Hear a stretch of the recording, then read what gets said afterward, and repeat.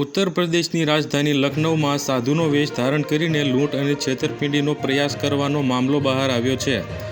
જ્યારે ગ્રામજનોને છેતરપિંડી થતી હોવાની આશંકા પડી ત્યારે સાધુનો ઢોંગ કરી રહેલા બદમાશોને લાતો અને મુક્કાઓ વડે નિર્દયતાથી મારવામાં આવ્યો હતો। આ ઘટનાનો વિડીયો હાલ સોશિયલ મીડિયા પર વાયરલ થઈ રહ્યો છે। પોલીસે આરોપી યુવકોને કસ્ટડીમાં લઈ તપાસ શરૂ કરી છે। આ તમામ યુવાનો સાધુનો વેશ ધારણ કરીને ગામમાં ફરતા હતા। પહેલાં તો ગામ લોકોને લાગ્યું કે તેઓ સાધુ છે, પરંતુ જ્યારે ગ્રામજનોને તેની પૂછપરછ કરી તો તેઓ સાચા જવાબો આપી શક્યા નહીં। રોષે ભરાયેલા ગ્રામજનોએ તેમના પર છેતરપિંડીનો આરોપ લગાવ્યો અને તેમને ચપ્પલ વડે માર્યો હતો। ડીસીપી સાઉથ તેજ સ્વરૂપસિંહે પણ આ ઘટના અંગે નિવેદન જાહેર કર્યું છે।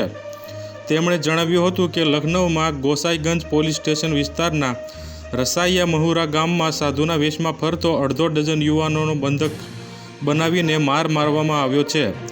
ગામ લોકોને સૌપ્રથમ ખબર પડી કે આરોપીઓ સપેરાઓ છે। સાધુના વેશમાં ફરતા તમામ આરોપીઓ હિન્દુ છે। જો અમારા વિડીયો તમને પસંદ આવતા હોય તો લાઈક કરો, શેર કરો અને સબસ્ક્રાઈબ કરવાનું ભૂલતા નહીં।